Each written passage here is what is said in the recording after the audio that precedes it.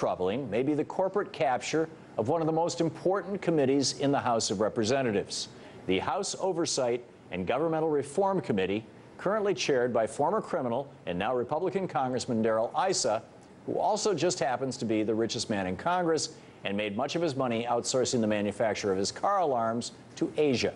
For more on that story, I'm joined by Thom, investigative journalist and blogger at thinkprogress.org. Welcome back. Hey, Tom. Good to talk to you. Great to have you with us. In your recent piece on Think Progress, you write, Issa has turned the House Oversight Committee into a bank lobbying firm with the power to subpoena government regulators. How do you pull that one off? Well, you know, the Oversight Committee historically has served the public interest. It's worked to conduct investigations into some of the biggest corporate scandals in history, as well as government scandals. I mean, this has been its purpose. But since Chairman Issa took over in January, he's been stocking his committee with corporate lobbyists. And he's actually been reaching out to lobbyists on K Street, asking them, what do you need help with?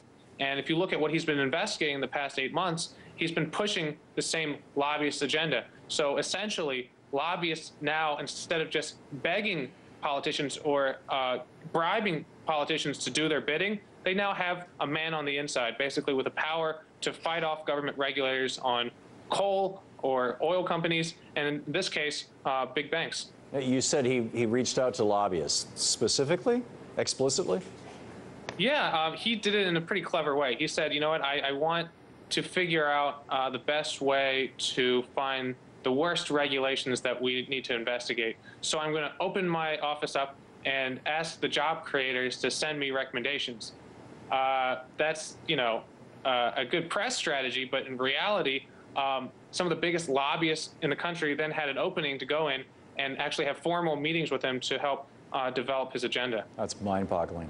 Now, Goldman Sachs, in your article you were talking about a fellow with Goldman Sachs who was a VP at Goldman Sachs and then literally changed his name when he went to work for Issa. I mean, this is like something out of a bad novel.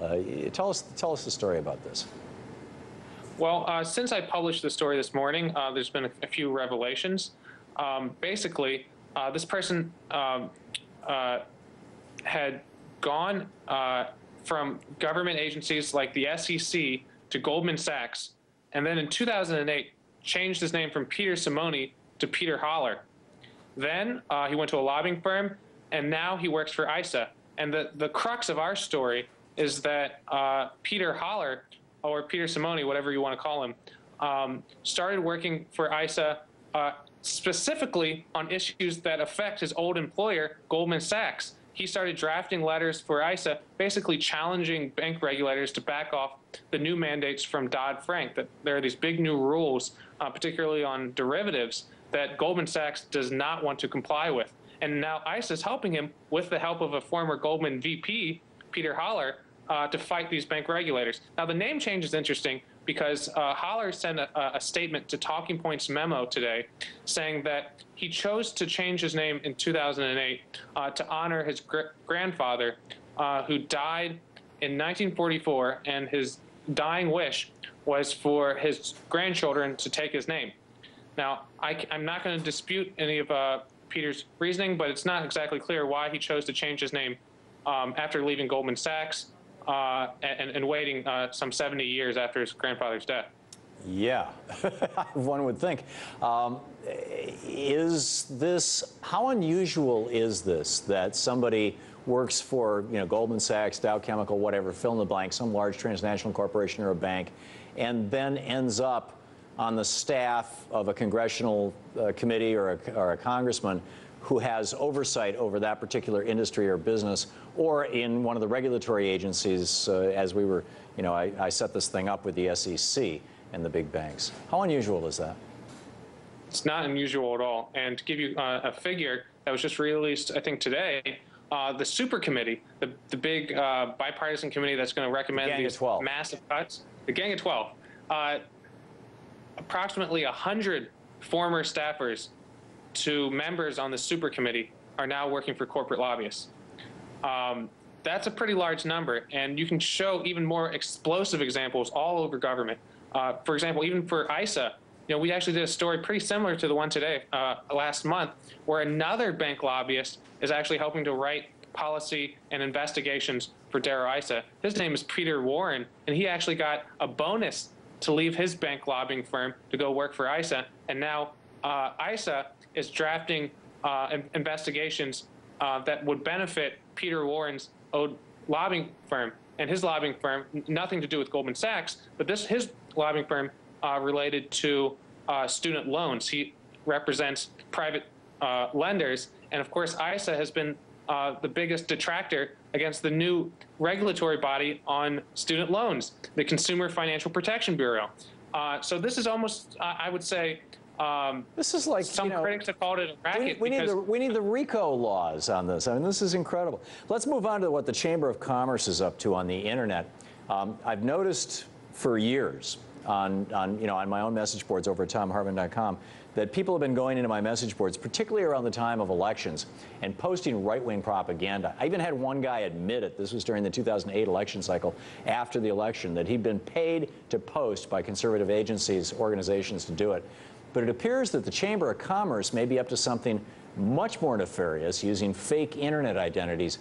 Earlier this year, Think Progress obtained hacked emails from the defense contractor HB Gary Federal that suggests that with the help of other security firms, HBGF was working with the Chamber of Commerce to sabotage progressive organizations like Think Progress and the union SEIU.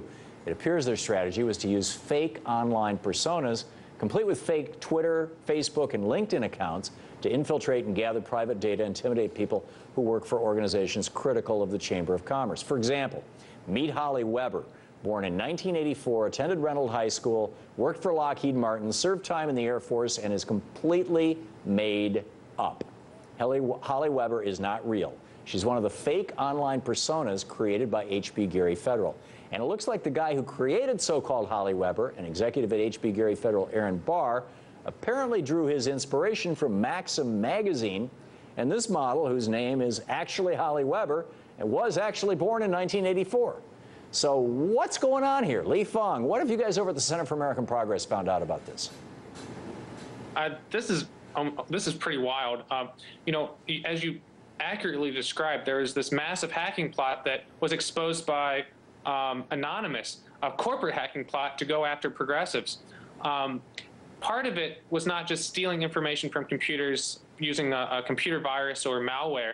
Part of it was just hoping to fool people by creating fake identities to infiltrate their organizations, creating fake LinkedIn and Facebook identities, interacting with real people, and getting them to give away sensitive information.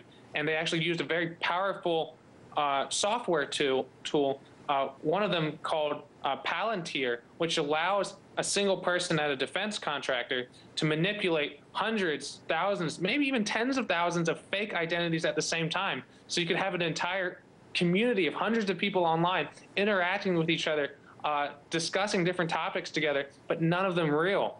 And it's fascinating because these military contractors were pitching this to the U.S. Chamber, which is a big business lobbying group for corporations. But they had actually sold this technology and were in discussions to deal this technology to the U.S. government. They were offering it to different U.S. intelligence agencies, presumably to deal with jihadi threats. But, you never know exactly what the end goal is. So are there other examples of corporate America using this? Sure. We actually, not precisely this tactic, but we caught the company Koch Industries hiring a firm in Alexandria, Virginia called New Media Strategies.